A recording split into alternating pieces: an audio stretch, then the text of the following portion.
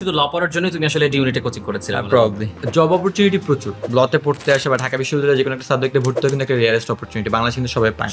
যখন আমি ক্যাটো 8-9 এর দিকে পড়ি সে সময় আমার মনে আছে যে আমি আমার হাউস টিউটরকে বলেছিলাম যে আমার আইনজীবী হওয়ার শখ।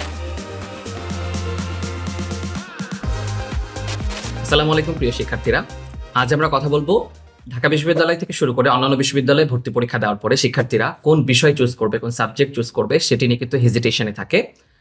সেই সাবজেক্টগুলোর আসলে ইনডেপথ বিষয় জানার জন্য, অ্যানালাইসিস করার জন্য আমরা সাবজেক্ট রিভিউ সিরিজ নিয়ে এসেছি এবং তার ধারাবাহিকতায় আজ আমরা কথা বলবো ঢাকা বিশ্ববিদ্যালয়ের আইন বিভাগ নিয়ে। এবং আমার সঙ্গে আজকে আছে সাইকি রহমান নিয়ন, যে 2018-19 সেশনে ঢাকা বিশ্ববিদ্যালয়ের ভর্তি পরীক্ষায় মেধা তালিকায় দ্বিতীয় হয়েছিল এবং ঢাকা বিশ্ববিদ্যালয়ের আইন বিভাগ থেকে সাফল্যের সঙ্গে সে স্নাতক শেষ করেছে। তো নিয়নকে আজকে স্বাগতম আমাদের এপিসোডে। এবং নিয়ন, তোমার কাছে আমার প্রথম প্রশ্ন যে ঢাকা বিশ্ববিদ্যালয়ের আইন বিভাগে সাধারণত তারাই পড়ে যারা ভর্তি পরীক্ষায় শীর্ষস্থানে থাকে, টপে থাকে। সো এই ভর্তি পরীক্ষায় শীর্ষস্থানে থাকার পেছনের রহস্যটা কি ছিল? ধন্যবাদ জামে। অ্যাকচুয়ালি অ্যাডমিশন টেস্টের সময় আমার যে ফোকাসটা মেইনলি ছিল সেটা হচ্ছে যে আমি যেমন স্টুডেন্টরা ম্যাক্সিমাম সময় যেটা করে, যেমন সায়েন্স থেকে যারা পড়ে এসছে আমার মতো, যে বা কমার্স থেকে পড়ে এসছে, যে ওরা একসাথে সায়েন্স প্লাস আর্টসের যে ডি ইউনিটের যে আমাদের সময় যেটা ছিল সেটা প্রিপারেশন নেওয়া, বা engineering, medical, university plus D ইউনিটের প্রিপারেশন একটা অল্টারনেটিভ হিসাবে রেখে দিয়েছে। আমার কাছে যেটা ছিল যে আমি শুধুমাত্র ডি ইউনিটের জন্য প্রিপারেশন নিয়েছিলাম, আমার আর কোনো প্রিপারেশন ছিল না।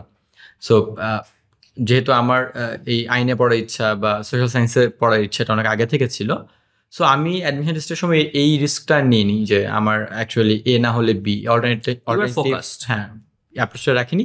তো আমার সবসময় আমি কনফিডেন্ট ছিলাম যে যদি আমি এটাতে এনাফ ফোকাস করি অথবা আমি হার্ডওয়ার্ক করি তাহলে হয়তো আমি সাকসেসফুল হব।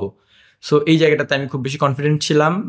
আমি চেষ্টা করেছি এবং আমি আমার সাথে সর্বোচ্চটুকু দিয়ে চেষ্টা করেছি। সো আমার মনে হয় যে আপনি যদি আপনার যতটুকু কাজ করবার দরকার সেটা আপনি যদি ঠিকমতো করেন, সময় মতো করেন, তাহলে আমার মনে হয় না খুব একটা সমস্যা হওয়ার কথা। এবং অ্যাডমিশন টেস্টে ভালো করা সম্ভব, যেহেতু আমরা করেছি, আপনিও সাক্ষী, আমিও সাক্ষী। সো এটা আমার মনে হয় যে, এবং আমরা কিন্তু সবাই এমন না যে ঢাকায় এসে কোচিং করতে হয়েছে, আমরা নিজেদের এলাকাতে রাজশাহীতে বা বিভিন্ন জায়গায় থেকে কোচিং করেছি। সো এটা সম্ভব যদি একজন ছাত্র মনে করে যে সে চেষ্টা করবে সর্বোচ্চটুকু দিয়ে, সম্ভব। তাহলে নিয়নের কাছে আমরা যা জানলাম যে সে আসলে শুরু থেকে ফোকাস ছিল এবং তার আগে থেকে আমরা একটা সম্পূরক প্রশ্ন এখানে পেলাম, লতে পড়ার ইচ্ছা ছিল। তো এই আইনে পড়ার ইচ্ছাটা তোমার আসলে জীবনের কোন পর্যায়ে এসে জাগ্রত হয়েছিল? আমরা জানি যে তুমি ক্যাডেটে পড়েছ, সো সেখান থেকেই কিনা বা আর পরবর্তীতে কোথাও থেকে কিনা? আচ্ছা, সো বেসিক্যালি যেটা হয় যে আমাদের লয়ারিং প্রফেশনে একটা বিষয় থাকে যে first generation lawyer, second generation lawyer, যে বাবা লয়ার বা দাদা লয়ার, সেখান থেকে অনেকে আসে। আমার ক্ষেত্রে সেরকম কিছু ছিল না, আমার বাবা মা দুজনই শিক্ষক। আর ক্যাডেট কলেজে পড়েছি। সো আপনি জানেন যে মিলিটারিদের যে ফ্রি ইনস্টিটিউশন বলা হয় এটাকে, যে সো বাংলাদেশ ডিফেন্সের জন্য দে প্রিপেয়ার। সো সেখানে থেকে, সেরকম একটা রেজিমেন্টাল ইনস্টিটিউশনের থেকে আমি প্রবাবলি আমার অ্যাট দ্য মিড টাইম, যখন আমি ক্যাটো 8-9 এর দিকে পড়ি, সে সময় আমার মনে আছে যে আমি আমার হাউস টিউটরকে বলেছিলাম যে আমার আইনজীবী হওয়ার শখ। সো আমার একটু বকেতে যে হ্যাঁ, আমার জিনিস যেটা হয়েছে যে আমার এটার প্রতি একটা ফ্যাসিনেশন ছিল। আমার কখনো ওই রকম হয়নি যে অ্যাজ এ প্রফেশন আমার ডাক্তার বা ইঞ্জিনিয়ার সেরকম হওয়ার চেয়ে, যেটা সবার ম্যাক্সিমাম ক্ষেত্রে থাকে, আমার সেই জায়গাটা আইনজীবী হিসেবে নিজেকে দেখতে আমার সবসময় ভালো লাগবে বলে আমি বিশ্বাস করেছি অনেক ছোটবেলা থেকে। সো অ্যাজ এ প্রফেশন, এবং আমার সেই ফোকাস থেকেই আমি একদম অ্যাডমিশন টেস্টের সময় সায়েন্সে পড়েও আমি এত বড় একটা প্যারাডাইম শিফটের সিদ্ধান্তটা নিয়েছি। শুধু ল পড়ার জন্য তুমি আসলে ডি ইউনিটে কোচিং করেছিলে? প্রবাবলি। সো এটা আমার বলতে হেজিটেট করার কিছু নাই। হয়তো বা চান্স না পেলে অন্য কিছু পড়তে হতো, সোশ্যাল সায়েন্স, তখন হয়তো বা মেনে নিতে হতো। বাট গুড যে আমি অ্যাকচুয়ালি আমার টার্গেটের যে জায়গাটা ছিল সেখানে আমি পৌঁছতে পেরেছি। অ্যান্ড এখানে ফ্যামিলি অনেক বড় একটা ফ্যাক্টর, যে তারা সাপোর্টিভ যদি না হয় সেক্ষেত্রে, যে কজ এরকম একটা সিদ্ধান্ত যে সায়েন্স থেকে একদম আপনি সোশ্যাল সায়েন্সের দিকে চলে আসবেন, সো সেই ব্যাপারটাকে একসেপ্ট করার মতো মেন্টালিটিও থাকতে হয়। সো আমি সেই জায়গাটা, ফ্যামিলি এটাতে বাগড়া দেয়, বা যারা ক্যাডেটে পড়ে তাদের চাই যে ফ্যামিলি তারা আর্মিতে যাক বা ডিফেন্সে যাক। হ্যাঁ, সো আমার সেক্ষেত্রে আমি অনেক বেশি সাপোর্ট পেয়েছি। So you are very lucky. তো তাহলে আমরা যেটা জানলাম যে তোমার পরিবারের তেমন কোনো লয়ার ছিল না, তুমি প্রথম পরিবার থেকে ল পড়ছো, বা এলাকায়ও তেমন কোনো সিনিয়র ছিল না, তুমি নিজেই একটা ডিটারমিনেশন তোমার মধ্যে আগে থেকে ছিল। কিন্তু যেটা হয় যে আমরা একটা ভাবি, একটা স্বপ্ন দেখি, সেটার সঙ্গে আমরা স্কুলে থাকতে বা কলেজে থাকতে একটা সাবজেক্ট নিয়ে যত ফ্যাসিনেটেড থাকি, অধিকাংশ ক্ষেত্রে হয় যে বাস্তবতার সাথে তেমন একটা মিল পাওয়া যায় না। তোমার ক্ষেত্রে বিষয়টি কেমন? বাস্তবতার সাথে তুমি তোমার যে স্বপ্ন সেটার সঙ্গে বাস্তবতার কতটুকু মিল পেয়েছো? যে লতে তুমি পড়তে চেয়েছো, যে ডিপার্টমেন্টে পড়তে চেয়েছো, সেটি পেয়েছো কিনা ঢাকা বিশ্ববিদ্যালয়ের আইন বিভাগে এসে? অ্যাকচুয়ালি প্রফেশনের প্রতি বললাম ফ্যাসিনেশন ছিল একটা, বাট একাডেমিয়াটা কেমন হবে এটা অ্যাকচুয়ালি আগে থেকে প্রেডিক্ট করা খুব ক্লিয়ার কনসেপশন থাকে না। এক্স্যাক্টলি। সো মানে ধরেন আপনি আইআর, অনেকে আমাকে সাজেস্ট করেছিল ইন্টারন্যাশনাল রিলেশনস পড়ো, সো মানে it sounds like the diplomatic diplomat হয়ে যাবে। হ্যাঁ। সো অ্যাকচুয়ালি ব্যাপারগুলো কিন্তু ভেতরে আসার পর আমরা দেখেছি যে অ্যাকচুয়ালি ডিফারেন্ট। হ্যাঁ। সো ল পড়তে এসেও সেরকমই কিছুটা মনে হয়েছে যে অ্যাকচুয়ালি পড়াশোনা করতে গিয়ে অনেক স্ট্রাগল করতে হয়েছে। মানে এটা আমরা যদিও ইংরেজি ভার্সনে পড়ে এসেছি, এরপরও অনেকে বলে যে মানে যেহেতু মিডিয়ামটা ইংরেজিতে ল পড়তে হয়, এবং অ্যাকচুয়ালি বাংলা পড়া নিষিদ্ধ না, এরপরও বাংলার ব্যাপারটা যেটা হয় যে অ্যাকচুয়ালি সবগুলো ল যেহেতু আমাদের ইংরেজিতে এবং আমাদের টেকনিক্যাল কিছু এক্স্যাক্টলি, সো ডাক্তারি এবং লতে তো টেকনিক্যাল বিষয়গুলো, সো সেই জায়গাগুলোতে বাংলায় পড়াটা মানে অনেকে বলে যে হয়তো সাইন করতে পারবে না, বা আমি সেভাবে বলছি না, বাট আমার কাছে মনে হয়েছে যে অ্যাকচুয়ালি যে বুনিয়াদী আইন শিক্ষাটা সেই জায়গাটা একটু তার দুর্বলতা থেকে যাবে, যেহেতু এখনো পুরো সিস্টেমটা সেদিকে যায়নি। এক দ্বিতীয় যেটা হয়েছে যে ল পড়তে এসেছি, লয়ের আমাদের প্রায় 4 বছরে 424টা প্লাস মাস্টার্সে 5টা 29টা ল পড়তে হয়। সো এর মধ্যে 29টা কোর্স পড়তে হয় আমাদের 5 বছর মিলে। সো এখানে যেটা হয়ে যায় যে অনেক আপনি কোর্স দেখবেন যেগুলো এক খুব কাঠখোট্টা, নিরস। হ্যাঁ, একদম নিরস। হ্যাঁ। সো অনেক কোর্স দেখবেন যে আপনার অনেক বেশি ভালো লাগবে, যেমন আমার প্র্যাকটিক্যালি আমার যেগুলো ভালো লেগেছে, যে আমার যেমন commercial, corporate, human rights, masters and পড়ছি, ইনভেস্টমেন্ট পড়ছি, যেগুলো বাস্তব লাইফের সঙ্গে রিলেট, হ্যাঁ, বা ইন্টারন্যাশনাল ল পড়ছি। সো সেগুলো আমার কাছে খুব বেশি ভালো লাগছে। আবার অনেকের স্ট্রং জোন আছে যে তারা প্রসিডিউরাল ল যেগুলোতে অনেক বেশি মেমোরাইজ করতে হয়, যেমন সিপিসি, সিআরপিসি, সো সেই জিনিসগুলো অনেকের ভালো লাগে। আমার যেমন সাংবিধানিক আইন অনেক ভালো লাগতো। সো অ্যাকচুয়ালি মানে পড়তে গিয়ে 4টা বছর খুব মিশ্র কিছু অভিজ্ঞতা হবে, বাট জিনিস যেটা হচ্ছে লেগে থাকতে হবে, এবং 1-2টা কোর্স খারাপ হতেই পারে। মানে ইটস নট লাইক যে আপনি, হ্যাঁ, যদি কারো একাডেমিতে আপস এন্ড ডাউনস থাকবে, যদি কারো একাডেমিতে পিওরলি যাওয়ার ইচ্ছা থাকে, সেক্ষেত্রে দ্যাটস এ ডিফারেন্ট সিনারিও, যে তাকে অ্যাকচুয়ালি করতেই হবে, মানে তার অব্লিগেশন যেটা। বাট অ্যাকচুয়ালি আমাদের মতো মানুষদের ক্ষেত্রে তো সেরকম কোনো অব্লিগেশন নাই। বাট হ্যাঁ, রেজাল্ট অবভিয়াসলি আমি সাজেস্ট করবো সবাই যাতে রেজাল্ট ভালো করার জন্য অবভিয়াসলি পড়াশোনা করতে হবে। বাট এই পড়াশোনার ক্ষেত্রে এসে এই প্রবলেমগুলো কিছুটা ফেস করতে হবে, এবং যারা অ্যাকচুয়ালি মফস্বল থেকে আসে বা একদম ইংরেজি ভার্সনে কখনো পড়েনি, বা তখন এসে এই জায়গাটা কোপ আপ করতে তাদের এক ধরনের সমস্যা হয়ে যায়। সো ওই কিপ প্র্যাকটিসিং বিষয়টা থাকতে হবে। প্রাইভেট ইউনিভার্সিটিগুলো তো অনেক সময় আপনি দেখবেন যে ফাউন্ডেশন কোর্স করে লিগাল ল্যাঙ্গুয়েজের উপরে বা অনেক কিছুর উপরে, বাট আমাদের ইউনিভার্সিটিতে কিন্তু সেরকম থাকে না। সো পাবলিক ইউনিভার্সিটিতে এখন প্রশ্ন হচ্ছে যে সেই লিমিটেশনটা আমাদের মেনে নিতে হবে, এবং নিজে থেকে এফোর্ট দিতে হবে। এক্স্যাক্টলি। আরেকটা বিষয় যেটা আপনি একদম প্রথমেই প্রশ্নটা করেছিলেন, যে অ্যাকচুয়ালি ল সম্বন্ধে আমাদের পাবলিক অ্যাডমিন বা আইআর এই সম্বন্ধে আমাদের আইডিয়া বা ইকোনমিক্সে খুব একটা আইডিয়া থাকে না। সো এবং লয়ের ব্যাপারটা এরকম হচ্ছে যে আপনি আন্ডারগ্রেডের আগে কিন্তু কখনো ল পড়ছেন না, মানে সায়েন্স, আর্টস, কমার্স এক্স্যাক্টলি পড়ছেন না। তো সেটাও এক ধরনের, যদি কেউ মনে করে যে আমি আর্টসের সাবজেক্টে যেভাবে পরীক্ষা দিয়েছি বা যেভাবে পড়েছি সেভাবেই হবে ব্যাপারটা, সেরকম কিন্তু না। আবার স্কুল কলেজের চেয়ে পুরো ডিফারেন্ট সিনারিও। এক্স্যাক্টলি। আবার দেখবেন যে সায়েন্সের ছেলেরাও কিন্তু খুব ভালো করছে, মানে এমন না যে সায়েন্স পড়ে এসে এখানে পড়তে পারবে না। সো অ্যাকচুয়ালি ব্যাপারটা হচ্ছে যে মানে এটা একটা ডিফারেন্ট জনরা, মানে সায়েন্স আর কমার্সের বাইরে। সো সেখান থেকে বেরোতে হবে, এবং বের হয়ে এখানে এই সিস্টেমটার সাথে আপনার কোপ আপ করতে হবে।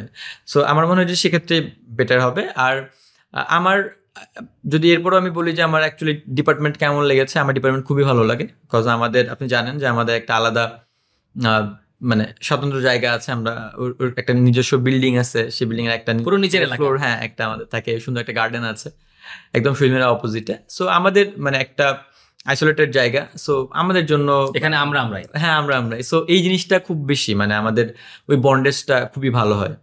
আসলে ঢাকা বিশ্ববিদ্যালয়ের শহীদ মিনারের পাশ দিয়ে আমরা যখন যাই, ল ডিপার্টমেন্ট আসলে আলাদা, তারা স্বতন্ত্র এবং নিজেদের মতো করে তারা সময় কাটাতে পারে, দেখেই বোঝা যায়। এবং আমি দেখলাম যে অনেক ল ডিপার্টমেন্টের সিনিয়রের বিয়ের অনুষ্ঠানও এখানে তারা করেছে, এটা দেখা গেছে।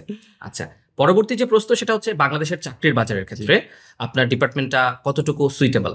আচ্ছা, সো এটা আই গেস এখন সবাই জানে যে আমাদের যেহেতু আমাদের অ্যাডমিন এবং জুডিশিয়ারি যখন থেকে আলাদা হয়েছে, সো এরপর থেকে আমাদের বাংলাদেশ জুডিশিয়াল সার্ভিস, যেটা এক্সক্লুসিভলি ল গ্র্যাজুয়েটদের জন্যই, হ্যাঁ, সো এটা অ্যাকচুয়ালি মানে আমাদের জন্য খুবই, মানে বাংলাদেশের জন্য খুবই প্রয়োজনীয় যে অ্যাকচুয়ালি আমাদের লোয়ার জুডিশিয়ারিতে জাস্টিস সার্ভ করা কমন পিপলকে। সো এই জন্য এটা খুবই দরকারি, এবং আমাদের ম্যাক্সিমাম স্টুডেন্টস যারা ল থেকে গ্র্যাজুয়েশন করে তারা they are keen to join Bangladesh judicial service. পাশাপাশি বিসিএসটাও তো এক্স্যাক্টলি, মানে এটা তো আমাদের জন্য একটা এক্সক্লুসিভ জায়গা। বিসিএস তো যে কোনো বাংলাদেশের যে কোনো ডিসিপ্লিনের জন্য প্রযোজ্য। এর বাইরে আমাদের তো প্র্যাকটিস তো যে কেউ করতে পারে, মানে লয়ার হয়েছেন আপনি, বার কাউন্সিল একটা সার্টিফিকেট নিয়ে। এর বাইরে আমাদের প্রত্যেকটি এমএনসিতে আপনি দেখবেন যে লিগাল অফিসার থাকে। ইভেন লাস্ট কিছুদিন আগে বাংলাদেশ ব্যাংক থেকে একটা সার্কুলার দিয়েছিল যে 12টা লিগাল এডি। সো সবগুলো ব্যাংকেই থাকে, সবগুলো ব্যাংকে থাকে এবং এমএনসি গুলোতে থাকে। যে কোনো প্রতিষ্ঠানেই আপনি দেখবেন যে, বা স্বায়ত্তশাসিত যে প্রতিষ্ঠানগুলো আছে বাংলাদেশের, সেগুলোতেও কিন্তু লিগাল ফিল্ডে লোক নিচ্ছে। সো জব অপরচুনিটি প্রচুর। এখন আমাদের যেটা সমস্যা হয়ে যায় সেই জায়গাটাতে হচ্ছে যে, মানে আমরা অ্যাকচুয়ালি আমাদের যেহেতু মানে ওই মিডল ক্লাস ফ্যামিলি থেকে যখন আমরা ম্যাক্সিমাম ছাত্র বিলং করি, তো তখন হয়ে যায় যে আমরা ওই চ্যালেঞ্জটা নিতে চাই না, বা একটা গভর্নমেন্ট জবের যে সার্টেনিটিটা, সেটাই আমরা সবসময় কমফোর্ট জোন থেকে বেরোতে চাই না। হ্যাঁ, সো এই জন্য যেটা হয় যে আমাদের অ্যাকচুয়ালি দেখবেন যে অনেক পাবলিক ইউনিভার্সিটির ছেলেপেলেরা সব জায়গায় নাই, মানে খুব কম, মানে চাইলে আরও যেতে পারতো, মানে সেই অপরচুনিটিগুলো ছিল, বাট আমরা আমাদের নিজেদের এই কমফোর্ট জোনের বাইরে অ্যাকচুয়ালি যেতে চাই না। বাট দ্যাটস গুড যে অ্যাকচুয়ালি আমাদের জুডিশিয়াল সার্ভিসে অনেক ভালো ভালো মানুষ দরকার, যাতে মানে একটা জাস্টিস সার্ভের যে একটা মহৎ একটা স্যাক্রেড পেশা, সেই জায়গাটা যাতে খুব ভালো পারপাসে সার্ভ হয়। বাট অ্যাপার্ট ফ্রম দ্যাট, মানে অন্য যে কোনো আপনার ইয়ার তুলনায়, অন্য যে কোনো ডিসিপ্লিনের তুলনায় আপনি লতে অনেক বেশি জব অপরচুনিটি, অনেক ভার্সেটাইল। এবং আরেকটা অ্যাডিশনাল যেটা হচ্ছে যে আমাদের একাডেমিয়াতে প্রচুর লোক লাগে, মানে আমাদের যতগুলো ইউনিভার্সিটি আছে পাবলিক এবং প্রাইভেট মিলায়, তো সবগুলোতেই কিন্তু মোটামুটি ল বিভাগ আছে, ল ডিপার্টমেন্ট সবাই খুলেছে। সো সেই জায়গাগুলোতে কিন্তু একটা মোটামুটি স্ট্যান্ডার্ড রেজাল্ট থাকলে, সো ক্রাইটেরিয়া ফুলফিল করতে পারলে কিন্তু ইটস ভেরি গুড অপরচুনিটি হওয়া সম্ভব। এর পাশাপাশি যেটা আছে এনজিও, আইএনজিও যেগুলো আছে, সেগুলোতেও কিন্তু আমাদের লিগাল অফিসার হিসেবে বা লিগাল ফিল্ডে লিগাল অ্যাডভাইজার হিসেবে কিন্তু অনেক লোক লাগে। সো এগুলো কিন্তু প্রচন্ড লুক্রেটিভ অপরচুনিটি, সেগুলো কিন্তু এখন মানুষ অ্যাভেল করছে, এবং সেগুলোতে স্যালারি রেঞ্জও বেশ, স্যালারি রেঞ্জ তো কিন্তু অনেক ভালো, অনেক ভালো। হ্যাঁ, সো এইটা অ্যাকচুয়ালি যদি আপনি ল ডিপার্টমেন্টে কেউ পড়তে চান বা পড়তে আসেন, সো অবভিয়াসলি আমি সাজেস্ট করবো যে শুধুমাত্র মানে আপনি হতেই পারে, আপনার একটা প্রফেশনাল ফ্যাসিনেশন থাকতেই পারে, বাট তারপর আপনি একটু এক্সপ্লোর করে দেখবেন যে অ্যাকচুয়ালি আপনার জন্য বেটার কোনো অপরচুনিটি ওয়েট করছে কিনা। সো ল পড়ে যারা এই ভিডিওটা দেখছো, জুনিয়রদের উদ্দেশ্যে একটা কথা, যে ল পড়লে কি আসলে বেকার দেখেন, একটা কথা কিন্তু প্রচলিত আছে। তো আমার পরের প্রশ্নটা হচ্ছে যে ফার্স্ট ইয়ার থেকে পড়াশোনায় সিরিয়াস থাকাটা কতটা গুরুত্বপূর্ণ? কারণ আমি অনেক আমার ডিপার্টমেন্টে যারা আমার ভার্সিটি যারা সিনিয়র জুনিয়র লতে পড়ছে তাদের কাছে শুনেছি যে ফার্স্ট ইয়ার থেকে সেকেন্ড ইয়ার উঠতে অনেক স্টুডেন্ট রিঅ্যাডমিশন নিয়ে ফেলে লতে। কিন্তু দেখা যায় যে যারা লতে চান্স পেয়েছে তারা সবাই তো ভালো স্টুডেন্ট ছিল, মেধা তালিকায় শীর্ষস্থানে ছিল বলেই তারা কেন ঝরে পড়ছে? এক্স্যাক্টলি। সো এই প্রশ্নটা আসলে আমাদের ডিপার্টমেন্টে আমরা এসে দেখেছি যে আমাদের ব্যাচে প্রচুর রিয়াড ছিল, মানে আমরা 141 ছিলাম আমাদের ব্যাচমেট, প্লাস রিয়াড মিলে প্রায় 180 এরকম চলে গেছিল, প্রায় 40 জনের মতো। হ্যাঁ, মানে ছিল, মানে অনেক বছর রিয়াড। আসলে এই বিষয়টা যেটা হয়েছে যে আমাদের ম্যাক্সিমাম রিঅ্যাডমিশনটা হয় হচ্ছে সেকেন্ড ইয়ার থেকে থার্ড ইয়ারে ওঠার সময়টা লতে, মানে অনেক ডিপার্টমেন্টে ফার্স্ট ইয়ার থেকে হয়, অনেকে জোরে যায়, ওইটা ট্রানজিশন সেকেন্ড ইয়ারের আমাদের কোর্সগুলোর ওই সময়টাতে একটা বড় রকমের ব্যাকড্রপ হয়। সো এইটার আসলে কারণ হয় যে অনেকেই ঢাকায় এসছেন, এসে প্রথমত ল পড়াটার সাথে কোপ করতে পারছেন না। অনেকেই আমি দেখেছি অসুস্থ থাকেন, মানে ইউনিভার্সিটি ঢাকায় এসে প্রথম মানে এমন সিভিয়ার কিছু ডিজিজ হয়, যেমন আমার যখন টাইফয়েড হয়েছিল আমি প্রায় মানে 2-3 মাস আমার একদম বেড রেস্টে থাকতে হয়েছিল। হ্যাঁ, সো এই প্রবলেমগুলো যখন হয়, বা অনেকে এসে আপনার দেখবেন যে হলগুলোর যে অবস্থা আমাদের সেই জায়গায় পারিপার্শ্বিক পরিস্থিতির সাথে সামলিয়ে নিতে আসলে একটা সময় লাগে। সো এই সব বিষয়ে অনেকেই হয় যে অনেকে আপনার এখান থেকে মানে পড়াশোনার উপর পুরোপুরি ফোকাস করতে পারেন না, নাম্বার ওয়ান। অনেকের ফাইন্যান্সিয়াল কন্ডিশনে প্রবলেম থাকে। সো তারা যখন হয় যে তারা অ্যাকচুয়ালি পড়াশোনার চেয়ে বেশি ফোকাস করছেন হচ্ছে যে তাদের ফাইন্যান্সিয়াল এক ধরনের নিডসগুলো মেটাতে। আবার অনেকে যেটা আছে অনেকে ডিস্ট্রাক্টেড হয়ে যায় ইন ডিফারেন্ট কজেস।